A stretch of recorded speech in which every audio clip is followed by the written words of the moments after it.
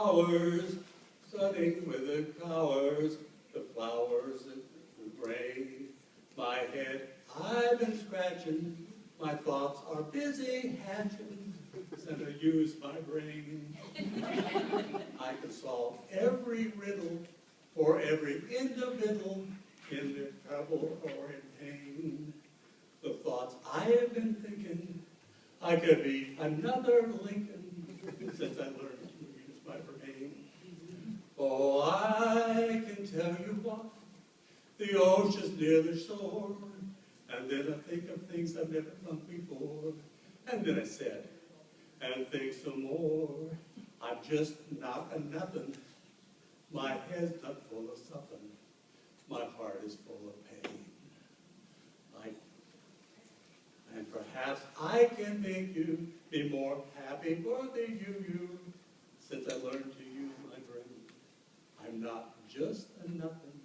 My head's not full of something, and my heart is full of pain. And perhaps I deserve you and be more worthy of you, since I've learned to use my brain. Since I've learned to use my brain. Since I've learned to use my brain.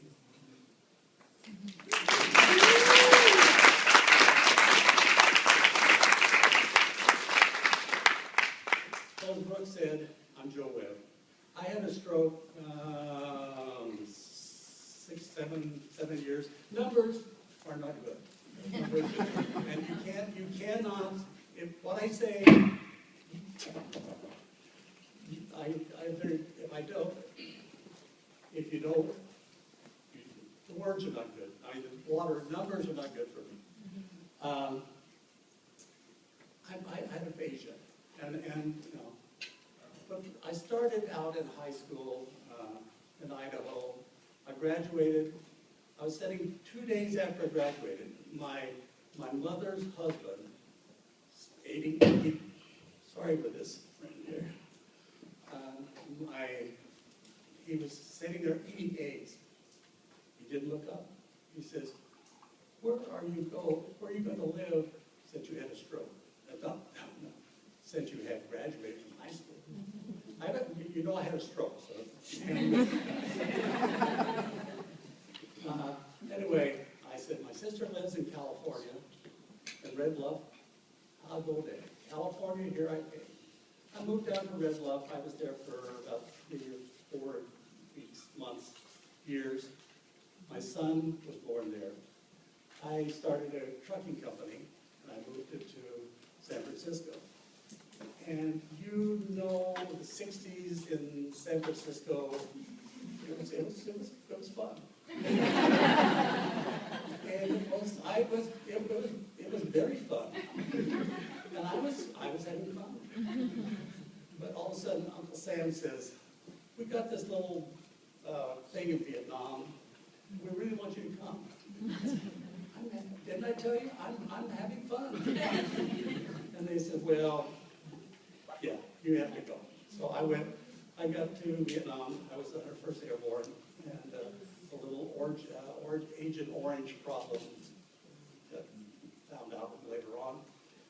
But I came back to got out in Seattle, and coming from Seattle back to Red Bluff, I talked to the Greyhound bus drivers that was coming back. And we talked, and he says, well, since you used to drive a bus, and a truck, why don't you go to work for Greyhound? I think I'll maybe do that.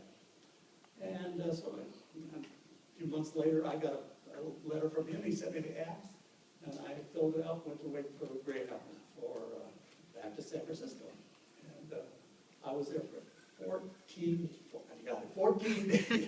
months, years, 14 years with Greyhound. Most of the time I started in San Francisco. I down to Monterey for a while, and I ended back into Sacramento, where I live now.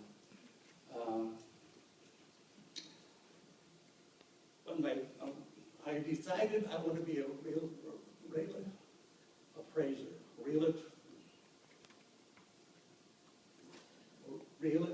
estate appraiser. and I started it, and I got into, I started my own office in Sacramento. I got one up to in Tahoe and one in Reno.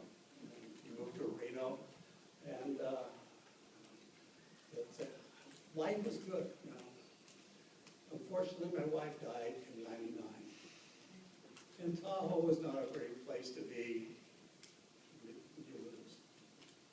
So I came back to Sacramento and just sold the other two offices, kept my little office in my room, in my house, and I did well. I did, in that time of the year, there was a lot of work for the appraisals. And I had a sailboat in Folsom. I had a big sailboat here in San Francisco. I had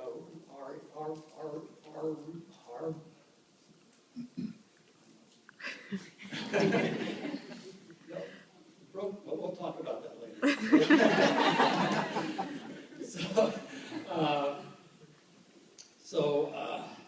You know, everything was good. I was doing well, you know, and then all of a sudden, I had a stroke. And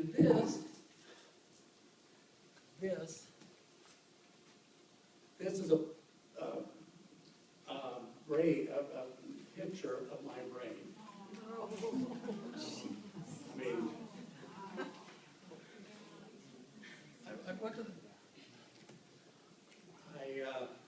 I went to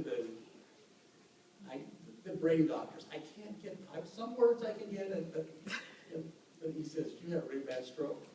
I said, no, my hand doesn't work, my foot doesn't work, I have a little speech problem. But he says, you have a really bad stroke. And he says, have you seen a picture of it? And I says, no, that's what I got. So anyway, when you have a stroke, you have a life before, and now a new life. I mean, it's completely, you know, and so it's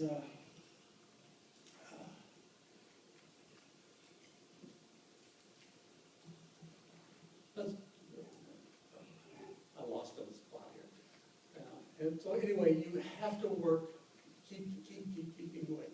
You know, and when I had the stroke, I cried all the time. You know, it's just nothing. Anyway, I was in the hospital for, I thought it was a day, but I guess it was 3 or 4 days, weeks, months, I don't know. I had friends that picked me up, took me home with them, and kept there for a month, or 2 months, whatever. And I finally went home. And I said, well, you're a appraiser, you can go back to work. Everybody told me, well, you can go back to work.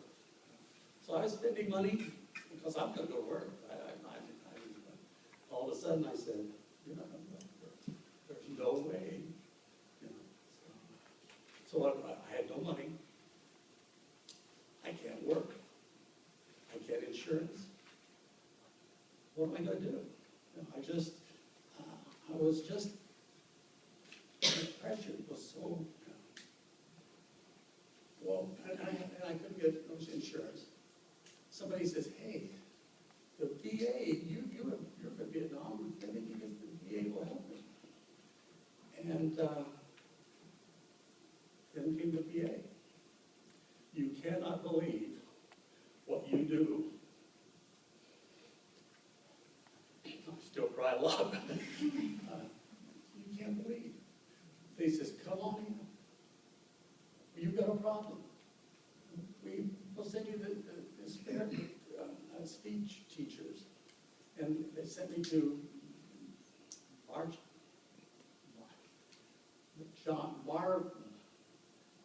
Johnson.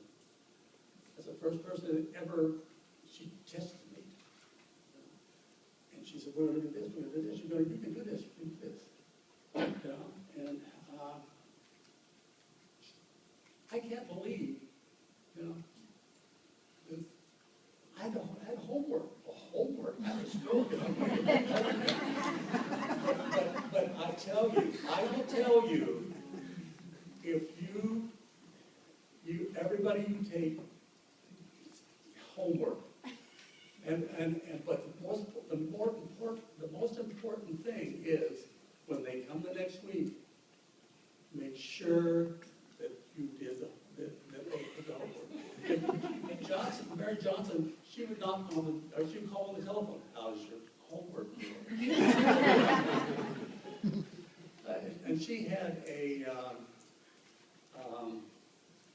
she started a speech group in PA, and which I am still in 6 years ago. I go every week. You know, and it's just people that have strokes like me. You know, and you can talk about. I'm sorry about this. There's people that know what has happened in my, it is. It just. Anyway, one of the people in that group, her name is Nancy Lewis, and she says, there's a downtown, there's a stroke group down in Sutter. Would you go with us? I said, okay, maybe I'll go with that. So I went, and here there was probably 40, 50 people, and they all knew what happened for me. It was perfect. And she said, well, we're going to have a retreat up in the mountains in 2 weeks or 3 weeks. And I said, I don't have any money. And she said, don't worry about it. We sell candy, we'll get money someplace, we'll go. So I went to the retreat. I got up there and I went to, I know I'm slowing down, I'm trying to slow down. I know she's going like this. I went to my room and I met Bud. I want you to remember that name, Bud. And we talked, and we talked. He's doing well, and he's doing, and he has a little shop down in the back of his house, and he's doing this, and he works this, that, and we talked, and most of the day, but the evening. And got up in the morning. He says, we're going to go for a little walk in the morning. Will you go with us? And I said, sure. I'll walk him home. So we went. Well, it was like this hill right here. So here we go. Well, Bud just kind of, he didn't really lead me, but he was going up. I could see him, and he was coming down. And he said, I'll wait for you. And I said, no, Bud, I'll meet you back in the room. And when I got back down, I started trying to look well. I said, Bud, how old are you? He said, I'm 89. I said, wow, that's pretty neat. So we did our little thing for them, it was fun. We were having fun. I went back to bed, and I woke up in the middle of the night, and I said, if Bud can do it, I can do it.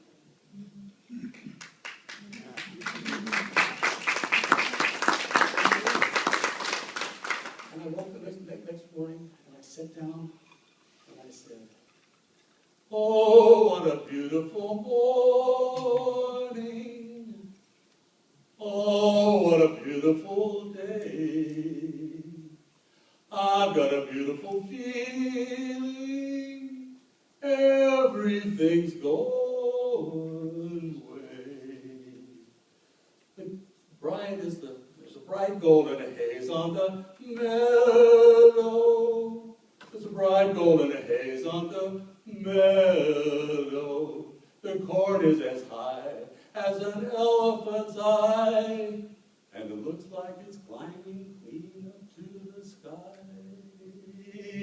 Oh, what a beautiful morning. Oh, what a beautiful day.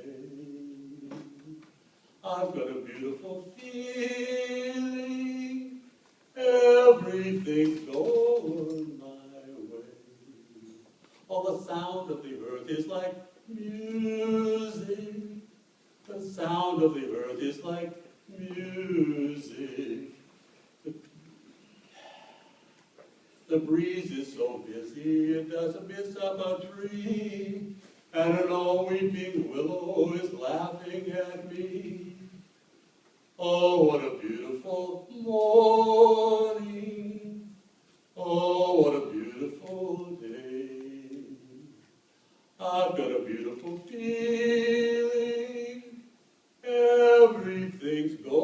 going my way.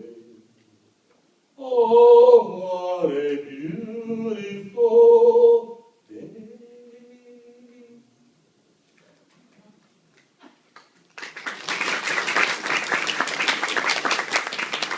And so, and if I can get that word, what's a word? Bud was the one that started my recovery. You can help me, people. And so I said, wow, you know, I can do this. And before I had the stroke, I played guitar, bass guitar. And what's after the stroke? I pick it up. Damn, that thing is what never gonna work. So I went to a friend's house, and she had a ukulele. And I said, that's my thing. Hey, maybe I can do that. And that started the music. And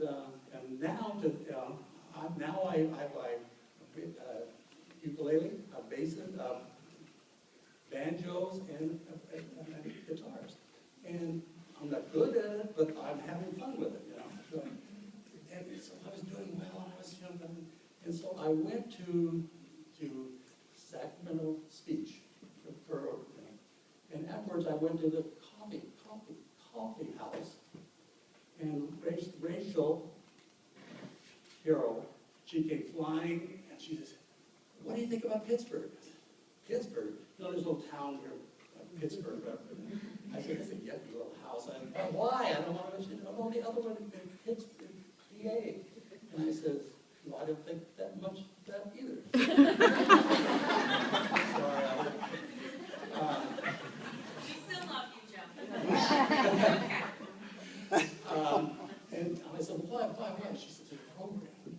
It's going to be, now if I can get this, six hours a day, 6 days a week for a month." I said, "Wow, if for a month, if they could teach me everything, I mean, there's no way in hell that I would have to speak problem solve." I said, "Yeah, I want to go." So she would help them get the paperwork for me and send it in. And they sent me a letter, and they says, "Hey, come over and we'll test you and see if you're in the program." Okay. And I flew to Pittsburgh, and I went to, there was supposed to be this condo and this kind of stuff. And so I got there, and there's Brooke. Late. I was late. It was anyway, so went to the condo, and I went the next day and testing, I think 2 days. And it was pretty hard, intense. And so I said, "Okay, what do I do? She said, "Well, I'll let you know." That's kind of stuff she does. Anyway, we said, so I went back, flew back to Sacramento, and I waited, and I waited, and I waited, and I waited. And they finally said, "We're watching the program." So I went back to Pittsburgh, and I met my roommates, with Sam and Scotty. She knows Sam. She's from Chicago. Sam was with her, one of her people, and he's died, of course, but thank you. Anyway, so we went to doing our little thing and go to camp, go to class and back. It was a condo here, and the class was down here, and it was good. We were learning. And it was not only speech. I thought it was going to be speech, but it's not, it's communication. How to work on a telephone. Salad. What kind of salad do you want? I don't know. It's give me whatever you got, because I can't remember what it is. I mean, and it was learning. And I told her, Sam could not say, when I got to class, to Pittsburgh, Sam could not say anything but blah, blah, blah, blah. That was what I was. And we said, "Sam, we don't want to hear that. You either write it down, point at it, something." And he did. I I mean, he was doing well. I would say probably 3 days, 4 days. And whenever he learned something, they'd come to my room with Brooke, and he'd say, "What do you say, Sam?" And he said, "Hello." How important. So important. One word that would Sam, he could learn. And we would go from the condo to the class. And I don't know why we're like chicken. I was first, Sam was behind me, and we're going along, and I'm sorry, people. I can feel, and anyway, we were going along, and everybody came by, saying, "Hi, oh yeah, hello." And after I said, "Wow, how important." That one word, I don't care. Sam was just, hello. And he got some other songs, I can't remember what they were, but you know, it was, what you do is so important. One person, you know, one word. You know. But the thing that I really thought was speaking was, whatever you think, you have to slow down. And then you pause.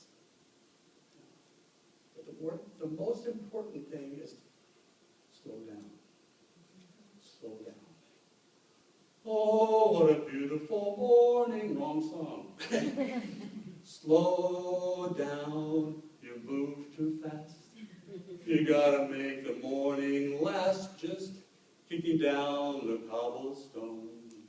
Looking for fun and feeling groovy. Da da da da da da da. Feeling groovy. Hello, lamppost. Oh, what you know? I came to watch your flowers growing. Ain't you got no rhymes for me? Doodly doo doo. Feeling groovy. Hello. I got no deeds to do, no promise to keep. I'm dabbled and drowsy and ready for sleep.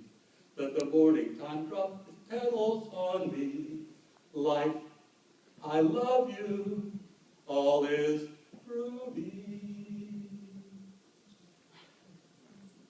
So, if it was not for the pirate program, I would not be standing and singing for it, talking to you. No way. There is no way that I could have done this.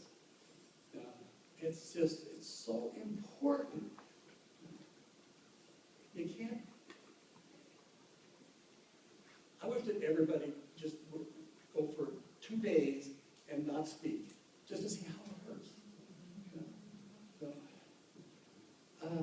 We started a little group. Sue's my girlfriend and singer with me, and we started a little group.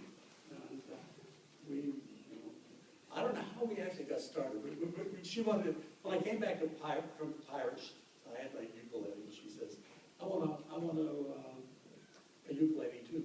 And she actually never sang anything. So I gave her my old ukulele, and I bought me a new one. So, but anyway, we played with that, and then we had another guy, Zeke, and he played the harmonica. And so we kind of played with it, and we had fun. We're not professional musicians by any means. But what we do is we go around, and anybody will listen to us.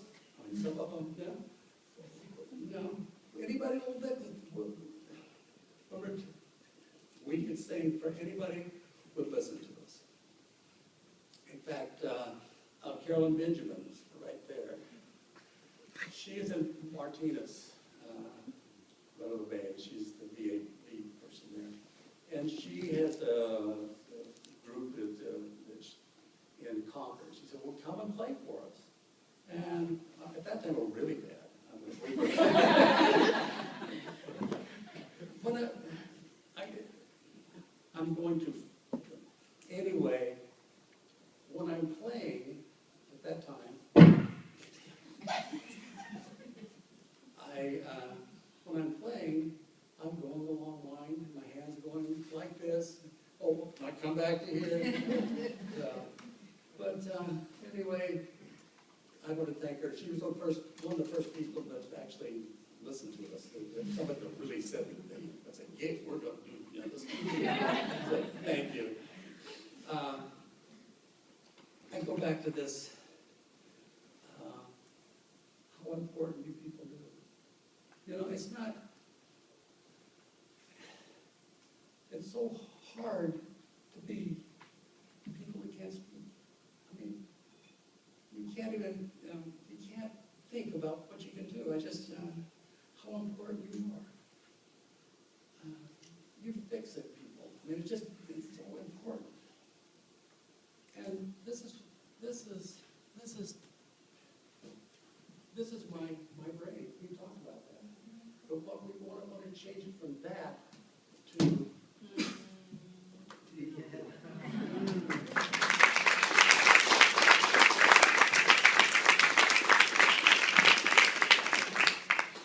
and that's what we do. When we go to gigs or anything like that, you can do it. You can do this. You can do this. I'm going away, but we doctors say that in 6 months your brain will not work, and after a year you're done. Bullshit. and if they don't believe it, call me. Give them a phone number, I'll tell them no. So, but anyway, if it wasn't for Bud, if it was not for Bud, or Brooke, the private program, the Mary Johnson, I mean, Terrell, Rachel Terrell, I mean, you people helped me to where I am. And, you know, I can see clearly now the rain is gone. I can see all obstacles in my way. Gone are the dark clouds that had me blind. It's going to be bright, sunshiny day. Yes, I can make it now, the pain is gone. All the bad feelings have disappeared. Here's a rainbow I've been waiting for. It's going to be bright, sunshiny day. Look around, nothing but blue sky. Look straight ahead, nothing but blue skies. Yes, I can make it now, the pain is gone. All obstacles are going to be fine. The rainbow, here's the rainbow I've been waiting for. It's going to be bright, sunshiny day. Look around, nothing but blue sky. Look straight ahead, nothing but blue sky. I can see clearly now the rain is gone. I see all obstacles in my way. Here's the rainbow I've been waiting for. It's going to be bright, sunshiny day.